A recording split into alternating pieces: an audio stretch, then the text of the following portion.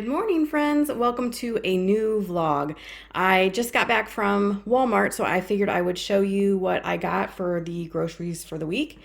We'll start over here. So I got a box of the Great Value bran flakes, this Better Goods whole milk Greek yogurt and the honey vanilla flavor, a 24-gallon size tea bag box of the Louisiana tea, a Better Goods unsweetened almond milk, and a reduced fat 2% milk, 2 packages of the boneless skinless chicken breasts. Let's see, one is, how much is this? We're at 4.85 pounds, and then this one is 4.22 pounds. Got a sweet potato, a green bell pepper, and some bananas. 2 packages of the Bar S Classic Jumbo Franks. It's still like in the 80s here, so we're still grilling out and acting like it's still summer. I got 2 of these 8-ounce Colby Jack and Monterey Jack cheeses, 2 of the low moisture mozzarella cheeses, 2 of the Great Value tomato, basil, and garlic pasta sauces, the Great Value original pepperoni, 3 cans of the white kidney beans or cannellini beans, a can of mushroom pieces and stems, this little thing of vanilla frosting, some Casey Masterpiece original barbecue sauce, 2 of the cream of chicken soups, a mayonnaise that is to do some pasta salad, a new recipe that I'm trying, 2 of the family size cut green beans, a package of hash brown patties, 2 big bags of the broccoli florets, and 2 bags of the sweet peas. And then over here, I got 3 of the French breads. We're going to be doing French bread pizzas. 2 of the loaves of just the white bread. I'm actually going to be using one of those just for eating and like sandwiches and stuff. And then the other is going to be for a recipe. Some hamburger buns, 2 things of hot dog buns. And last but not least, the Great Value flour tortillas. These are the ones that have like the 6 grams of net carbs. In case you're interested, I'm not doing low carb or anything like that, but this has 13 grams of fiber in every tortilla. So if you're trying to increase your fiber, that is a good way. So that is everything that I got from Walmart today. I know I look crazy, guys, but now that I'm back from Walmart and I have all that stuff put away, the last few days I have not been feeling well with my stomach. Those of you that have been with me for a while, you know, like the struggles with my stomach. My stomach has been feeling kind of like icky the last few days, so I'm kind of like, today I'm kind of going to take it easy and just kind of go, I don't know if it's like related to diverticulitis or not, because obviously that's what happened the one time. And I still haven't seen the GI doctor. My appointment's not until October, but it kind of feels like that, but it's not nearly as bad as it was. So I kind of today wanted to kind of take it easy, do some self-care, and then also get back onto like the diverticulitis flare diet for like if you think you are having a flare. So I'm going to do that today. So I went ahead and put on a clay mask, and I figured while that is on, I will sit here and I will go through and show you guys the current books that I'm reading, because I know a lot of you like to know what I'm reading currently. Right now I'm actually reading 3 books. Well, yeah, I mean, like I'm always reading cookbooks and like things like that too, but as far as like actual like books, I'm reading 3 right now. So I'm going to go through those and show you what I'm reading. And then I think after that, I'm going to take like an everything shower where I wash my hair, shave my legs, all the good stuff, and then like slather down in lotion, put on some cozy clothes. Okay, so the first book that I'll talk about that I'm reading, it's called A Year by the Sea by Joan Anderson, and it says it's the thoughts of an unfinished woman. This is what it looks like. I'm a little over halfway through. I'll read what it's about. It says, life is a work in progress, as ever changing as a sandy shoreline along the beach.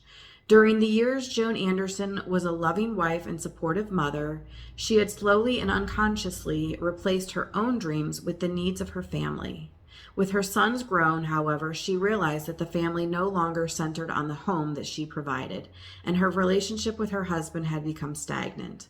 Like many women in her situation, Joan realized that she had neglected to nurture herself and, worse, to envision fulfilling goals for her future.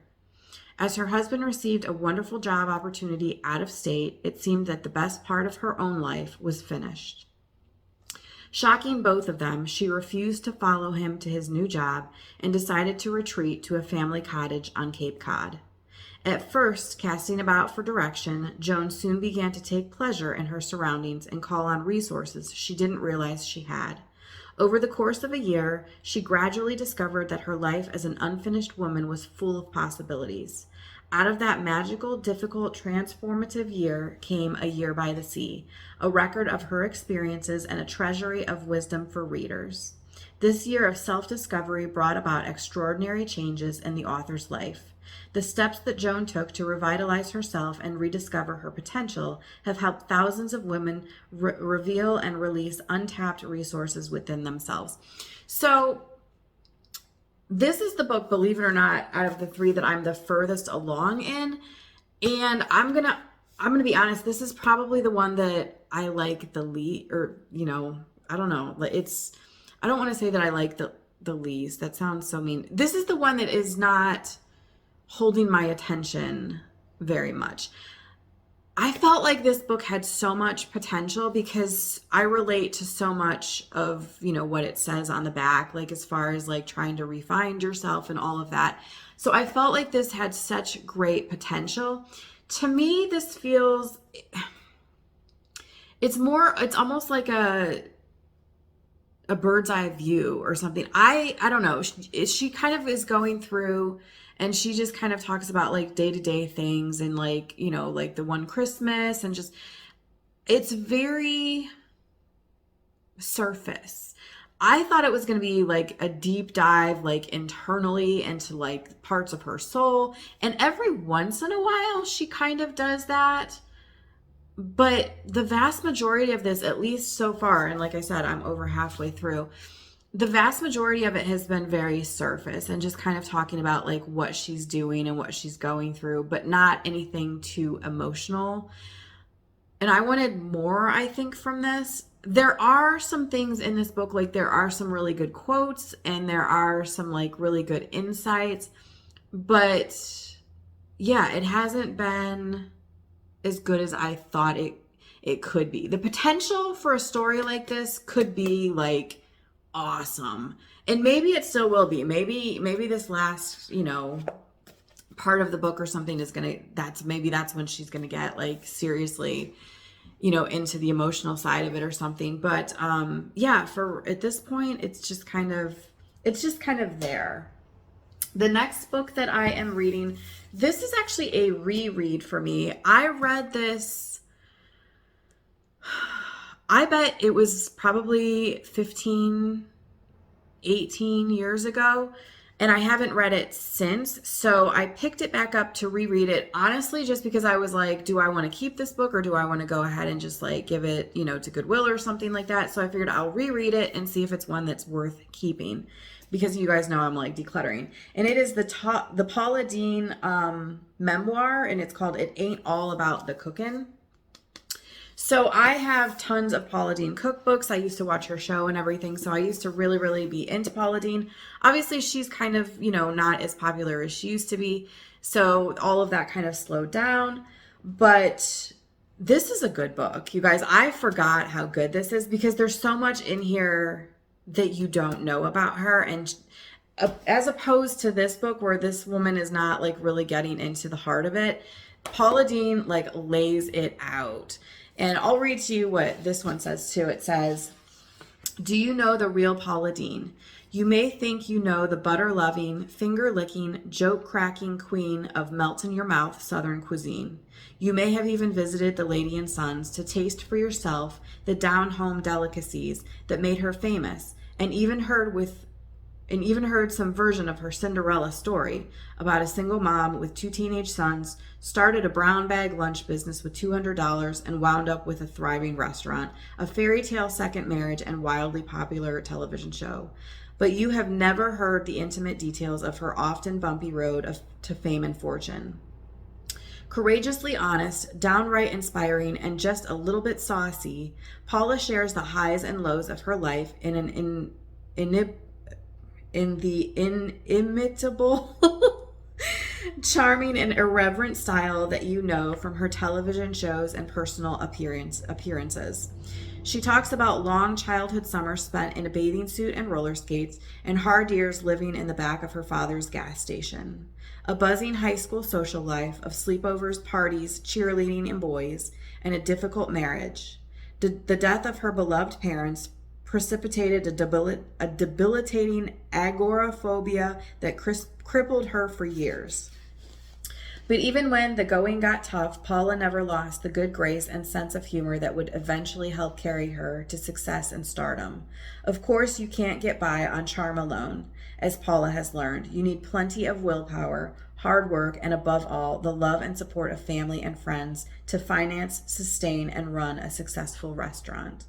In each chapter, Paula shares new recipes. There's serious comfort food like her mama's chocolate dippy donuts, courage chili for when you know life's going to get tough, sexy oxtails for seducing that special someone, and the recipe for her new mother-in-law's banana nut delight cake that Paula finally got just right. And you'll love the never-before-seen photos of her family. In this memoir, Paula Deen speaks as frankly and intimately as few women in the public eye have ever dared. Whether she's telling tales of good times or bad, her story is proof that the old-fashioned American dream is alive and kicking, and there is still such a thing as a real-life happy ending. So I am actually really, really enjoying this book. I'm not like super far into it, but once I started reading it, I did start to remember some of the things, and it's really good. If you are a Paula Deen fan, I highly recommend this book. If you're not a Paula Deen fan, you probably wouldn't care, but she is a very interesting woman. And then the last book that I am currently reading is another reread, and this has been like a multiple time reread for me because it's one of my favorite series. The difference is this time I'm actually going through and I'm annotating it. So this is A Year on Ladybug Farm by Donna Ball. I love this whole series. Well, I shouldn't even say that because I haven't even read the whole series. I've read 3, and I think there's 5 books. So I've read 3 of the 5, but I figured I would start at the beginning and start actually like annotating and just like underlining things and like going through. So this is another reread for me, but so far I'm only that far through. And if you have not read the Ladybug Farm series, it says, their husbands were gone, their families were grown, and the future stretched out before them like an unfilled promise. Tired of always dreaming and never doing, Cece, Lindsay, and Bridget make a life-altering decision. Uprooting themselves from their comfortable lives in the suburbs, the 3 friends buy a rundown mansion nestled in the picturesque Shenandoah Valley. They christen their new home Ladybug Farm, hoping that the name will bring them luck.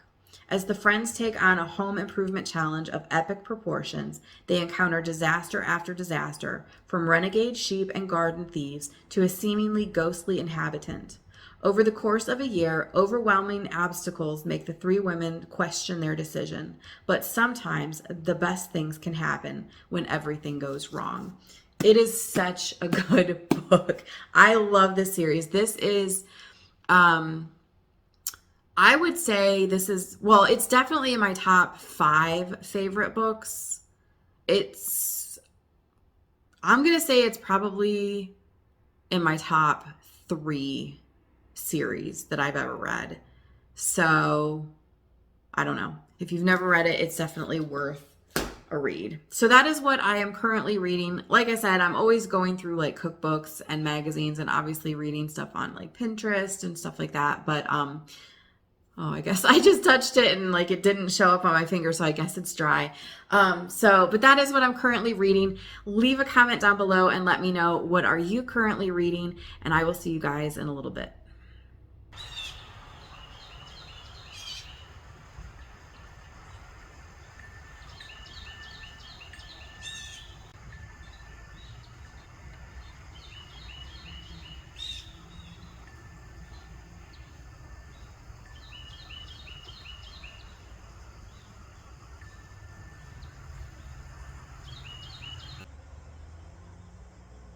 Okay, you guys, so I just finished my everything shower. I washed my hair, blow dried it, did my skincare, all that good stuff. So I'm feeling a little bit better. Um, I'm just kind of chilling outside right now.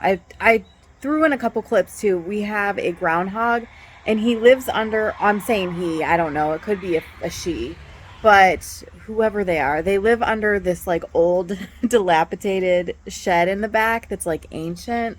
We need to tear it down, but we just haven't gotten around to it at this point.